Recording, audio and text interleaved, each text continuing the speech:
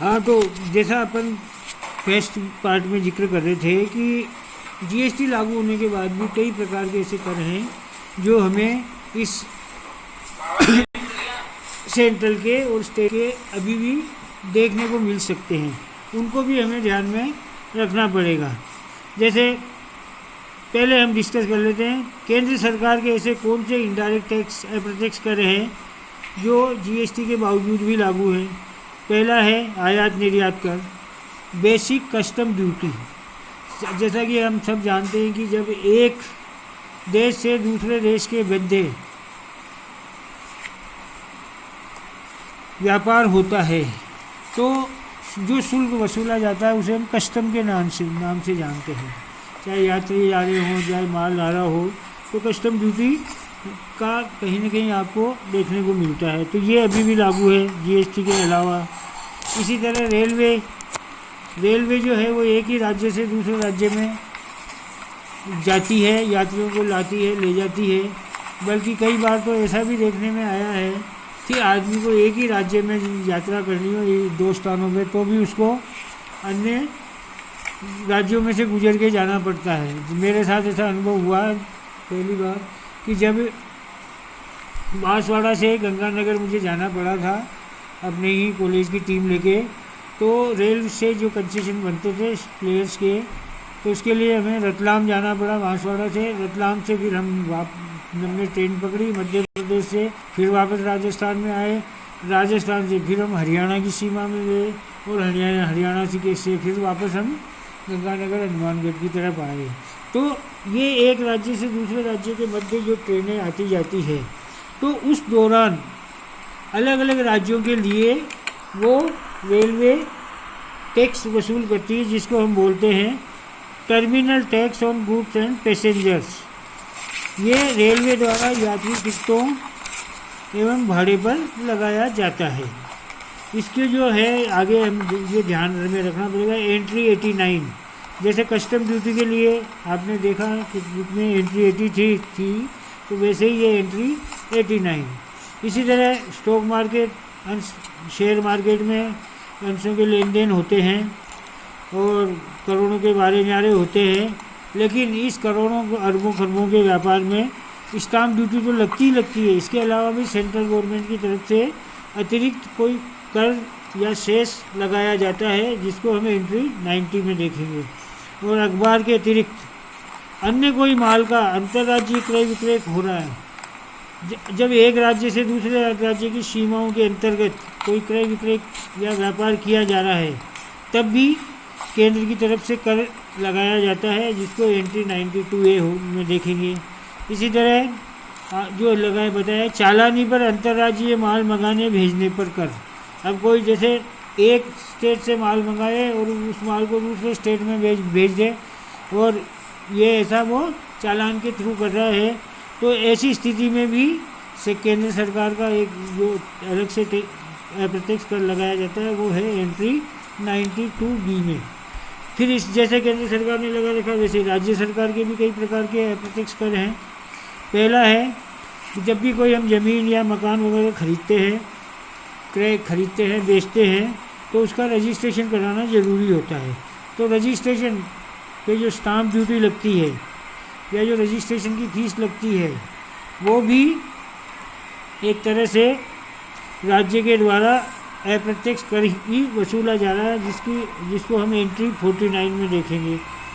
इसी तरह इलेक्ट्रिसिटी, कोई प्रोड्यूसर है वो इलेक्ट्रिसिटी का सेल करता है या कंज्यूमर है उपभोग करता है, मतलब खरीदता है बेचता है इलेक्ट्रिसिटी से रिलेटेड, तो उस पर भी स्टेट का टैक्स लगा है एंट्री 53 के अंतर्गत। अब जैसे हमने रेल के द्वारा जो रेल है पटरियों के थ्रू यात्री और माल को इधर से उधर पहुंचाती है, वैसे ही सड़क के थ्रू यदि या पैसेंजर्स या गुड्स कहीं एक राज्य से दूसरे राज्य में जा रहे हैं या एक ही राज्य में भी हैं, तो सड़क यातायात पर जो कर लगाया जाता है राज्य के द्वारा, वो भी जीएसटी के बावजूद लागू है। इसी तरह जल यातायात जो है उसमें पानी के थ्रू माल या यात्री एक स्थान से दूसरे स्थान पर जाते हैं तो उस पर जो कर लगाया गया है राज्य सरकारों द्वारा, उसको एंट्री 56 में पढ़ लेंगे। इसके बाद होता है वाहनों के पंजीकरण पर कर। कोई भी व्हीकल है, चाहे 2 व्हीलर हो, 4 व्हीलर हो, कोई बड़े लोडर हो, या तो ये जो इनका जो रजिस्ट्रेशन ज़रूरी होता है, तो वो रजिस्ट्रेशन टैक्स अभी भी लागू है जीएसटी के अलावा से। इसमें हालांकि कुछ प्रावधान दिए गए हैं, वो प्रविष्टि एंट्री 35 में के हिसाब से ही हम देख पाएंगे। तो ये जो होगा रजिस्ट्रेशन टैक्स ऑन व्हीकल्स, ये एंट्री 57 में होगा। टोल टैक्स सब हम परिचित है, एक स्थान से दूसरे स्थान पर जाते हैं, कई बार हमें सड़क पर रुकना पड़ता है, जगह जगह टोल नाके बने हुए हैं और वहाँ पर हम टोल दे चुकाते हैं। तो ये जो टोल टैक्स है ये भी जीएसटी से अतिरिक्त है। प्रोफेशनल टैक्स, जो प्रोफेशनल्स हैं, पेशेवर व्यक्ति हैं या इस प्रकार का कोई पेशेवर व्यापारी हैं, उन पर भी टैक्स लगाया गया है, कर लगाया गया है। एम्प्लॉयमेंट टैक्स भी है अलग से, तो वो एंट्री 60 के अंतर्गत आएगा। और सूची 1 में वर्णित दशाओं के अतिरिक्त अन्य दशाओं में स्टाम्प ड्यूटी, तो स्टाम्प ड्यूटी केवल भूमि एवं मकान के क्रय विक्रय पर ही नहीं लगती, कई भी प्रकार के जो डॉक्यूमेंट्स हैं उनका रजिस्ट्रेशन कराने के लिए भी हमको वो करनी पड़ती है स्टाम्प ड्यूटी। तो जैसे कोई विल रजिस्टर करा रहे हो आप, कोई बेचाननामा, पावर ऑफ अटॉर्नी, या कोई भी पेटेंट का जो ट्रांसफ़र है, मतलब किसी भी प्रकार का कोई भी ऐसा अनुबंध जो कि राज्य सरकार द्वारा किया आप करा रहे हो, उस पर कोई स्टाम्प ड्यूटी लग रही है, तो वो भी जीएसटी के अलावा हमें देनी पड़ती है। वो आएगी एंट्री 63 में। अब इन सारे आज आधुनिक जो अपन ने देखा, इसमें एक चीज़ बहुत महत्वपूर्ण है और वो है कि ये जो कर लगाया, इस कर के पीछे भावना क्या थी। कि जैसे हम आजकल सुन रहे हैं कि एक राष्ट्र एक राशन कार्ड है, एक राष्ट्र एक राशन कार्ड, तो वैसे ही इसके पीछे जो भावना थी वो थी एक राष्ट्र एक कर, 1 नेशन 1 टैक्स। तो ये एक नारे के रूप में इस जीएसटी को प्रचारित किया गया था। हालांकि जीएसटी के ऊपर जो इसकी प्रारंभिक परेशानियां थी, उसके ऊपर भी सोशल मीडिया पे काफ़ी कुछ आया था और ये काफ़ी जटिल बताया गया था, लेकिन अब कोई ऐसी स्थिति नहीं है और बड़ा सिंपलीकरण स्थिति है।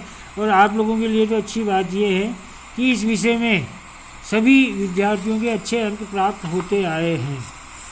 तो ये आप अब आगे और धीरे धीरे पहला प्रयोग है, देखते हैं ये आपको देखने में सुनने में क्या स्थिति है इन वीडियोज़ के थ्रू।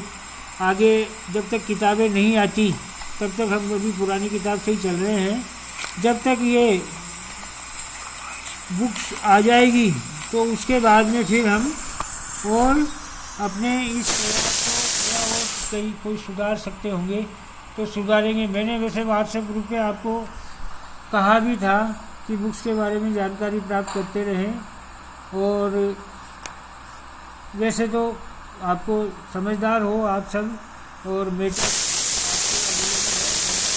आपके पास है तो आप आज की तारीख में कोई भी टॉपिक इस पर गूगल सर्च पे डालो और आपको काफ़ी स्टडी मटेरियल मिल जाएगा, कई वीडियोज मिल जाएंगे देखने के लिए। तो केवल यही नहीं है, आप भी अपने अपने अलग अलग तरीके से करते रहें और फिर एक रेगुलरिटी बन जाएगी। उसके बाद देखते हैं सरकार की क्या क्या योजनाएं हैं, क्या क्या काम कराना चाह रही है। अभी तो फिलहाल नेटवर्क का काम चल रहा है, या कुछ भी ले लें। तो आप लोग अपना फीडबैक उनको ज़रा भेज दें जो आपके ग्रुप्स में है ना, एक ग्रुप्स एडमिन, उनसे फिर बातचीत करके, क्योंकि मैं सबके फीडबैक अगर मैं खुद ही लूँगा तो मैं तो फिर उनको देखने और मेरा मोबाइल उन्हीं से भर जाएगा। इसलिए एक व्यवस्था की है कि आप लोग देखें और फिर कोई विशेष समस्या हो तो अपन डिस्कस करेंगे। हिंदी इंग्लिश दोनों बच्चे पढ़ सके, इसी के हिसाब से ये एक प्रयास किया है। आप लोग इसका फीडबैक भेज देना। Okay, thank you.